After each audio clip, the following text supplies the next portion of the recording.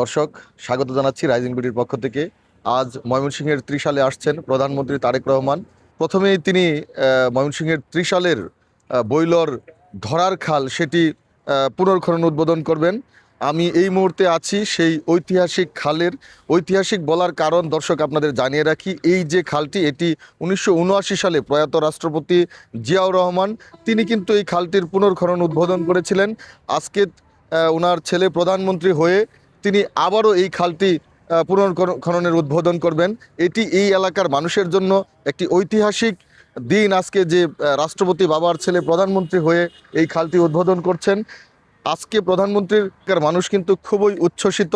আমরা জেনেছি যে আজকের এই খাল উদ্বোধন শেষে বেলা 12টায় তিনি এখানে এসে খালের পুনর্খননের উদ্বোধন করবেন এবং এরপরেই তিনি ত্রিশালে জাতীয় কবি কাজী নজরুল ইসলামের 127তম জন্ম জয়ন্তী উপলক্ষে 3 দিনব্যাপী যে অনুষ্ঠানের আয়োজন করা হয়েছে, জাতীয় পর্যায়ে যে আয়োজন করা হয়েছে, সেই অনুষ্ঠানে যোগ দিবেন এবং সেখানেই তিনি জাতীয় কবি কাজী নজরুল ইসলামের এই অনুষ্ঠানের শুভ উদ্বোধন করবেন।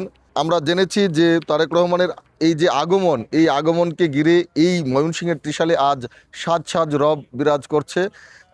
মানুষের মধ্যে একটি ব্যাপক উচ্ছ্বাস এবং আনন্দ কাজ করছে, কারণ দীর্ঘ প্রতীক্ষার পর এই নজরুল জয়ন্তী জাতীয়ভাবে উদযাপিত হচ্ছে এবং সেই সাথে প্রধানমন্ত্রীকেও এই অনুষ্ঠানে পাচ্ছেন। এই অঞ্চলের যারা কবির ভক্ত রয়েছেন, যারা এই অঞ্চলের সাধারণ মানুষ থেকে সব শ্রেণীর মানুষ আজকে উচ্ছ্বসিত। তারা বলছেন যে আসলে এই ত্রিশালের মানুষ, আমরা দেখেছি যে এই নজরুল জয়ন্তী তাদের একটি প্রাণের উৎসব।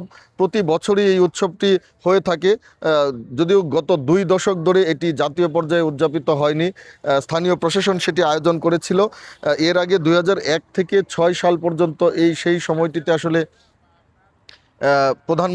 তৎকালীন প্রধানমন্ত্রী খালেদা জিয়া তিনি এই নজরুল জয়ন্তীতে 3 বার এসেছিলেন এবং এখন প্রধানমন্ত্রী ওনার ছেলে হয়ে তিনি প্রথমবারেই এই নজরুল জয়ন্তী জাতীয়ভাবে উদযাপনের সুযোগ করে দিয়েছেন। পাশাপাশি তিনি এই অনুষ্ঠানে নিজে উদ্বোধন করে অনুষ্ঠানে থাকবেন।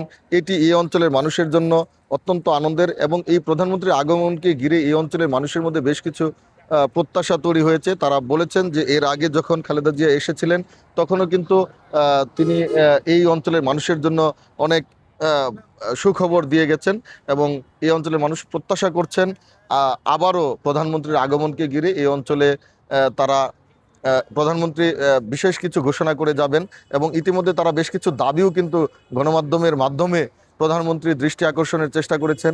এই অঞ্চলের অনেক মানুষ আমাদেরকে জানিয়েছেন যে তারা একটি মেডিকেল কলেজ চান, বিমানবন্দর সহ এই অঞ্চলের বেশ কিছু উন্নয়ন কর্মকাণ্ডের দাবি তারা জানিয়েছেন। দর্শক, এই নজরুল জয়ন্তীতে 23, 24, 25 এই 3 দিন আসলে নজরুল মেলা এবং বই মেলা থাকবে। এই আয়োজনে অংশগ্রহণ করার জন্য আমরা দেখেছি প্রতি বছরই দেশ বিদেশ থেকে, সারা দেশ থেকে নজরুল ভক্তরা ছুটে আসেন এবং এখানে একটি নজরুল মেলা, নজরুলের ভক্তদের একটি মিলন মেলা তৈরি হয়। অর্থাৎ এই প্রধানমন্ত্রীর আগমন এবং নজরুল জয়ন্তী এই দুটিকে ঘিরে এই অঞ্চলের মানুষ খুবই উচ্ছ্বসিত। কিছুক্ষণ পরে অর্থাৎ দুপুর 12টার দিকে প্রধানমন্ত্রী এখানে আসবেন। ইতিমধ্যে সব ধরনের প্রস্তুতি সম্পন্ন করেছে প্রশাসন। দর্শক, আজকে সারাদিন আপনাদেরকে এই নজরুল জয়ন্তী এবং প্রধানমন্ত্রীর আগমন সম্পর্কে বিস্তারিত তথ্য আপনাদেরকে জানাবো। আপনারা রাইজিং বিডির সঙ্গেই থাকুন।